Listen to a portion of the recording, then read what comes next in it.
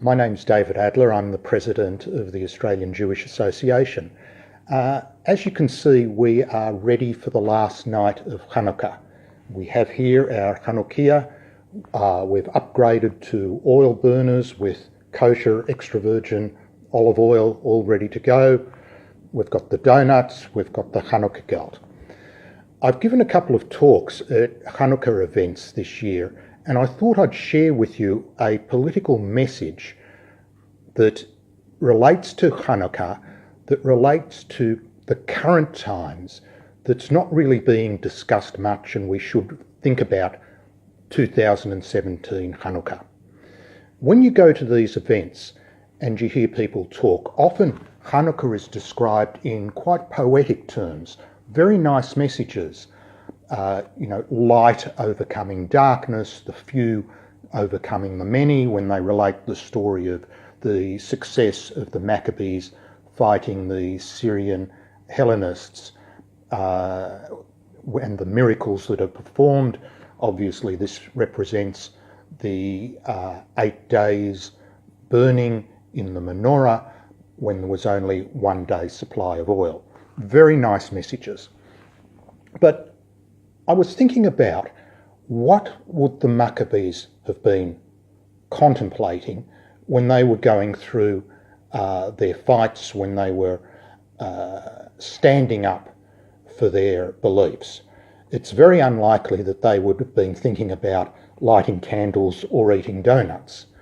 What they may have been thinking about is countering the denial of Judaism that was being oppressed on the Jewish people by the Assyrian Hellenists. And they fought to re-establish Jewish identity. They fought to re-establish the practice of Judaism. And where did this occur? Of course, it occurred in Jerusalem with a focus on the temple. So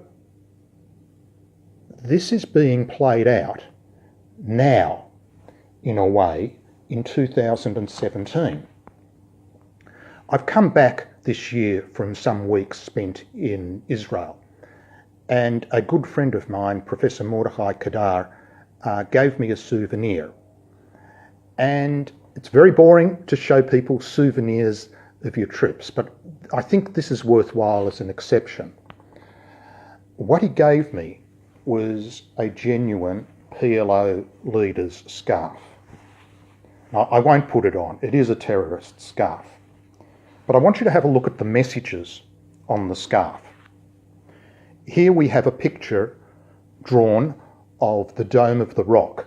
Now, I won't try to pronounce the Arabic, but what this says is Jerusalem is ours. On the other end of the scarf, we have a map.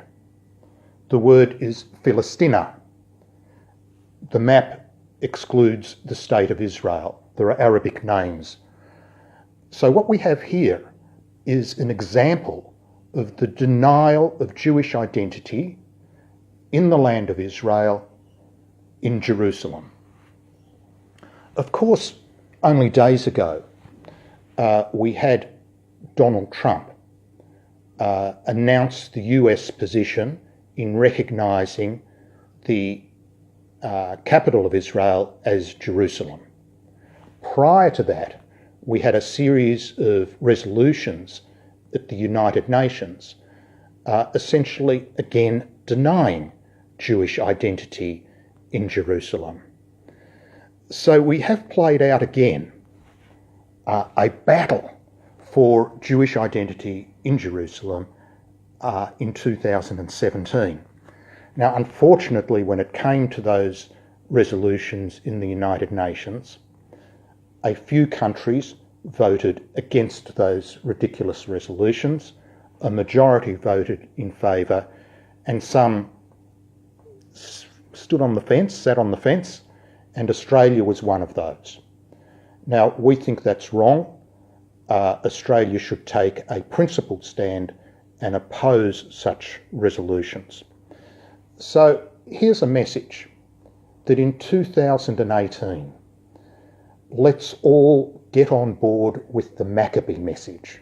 Let's all get on board and support the truth, support the fight for Jewish identity in Jerusalem, and let's influence the Australian government to review the way that it votes in the United Nations when those sort of anti-Israel resolutions are passed.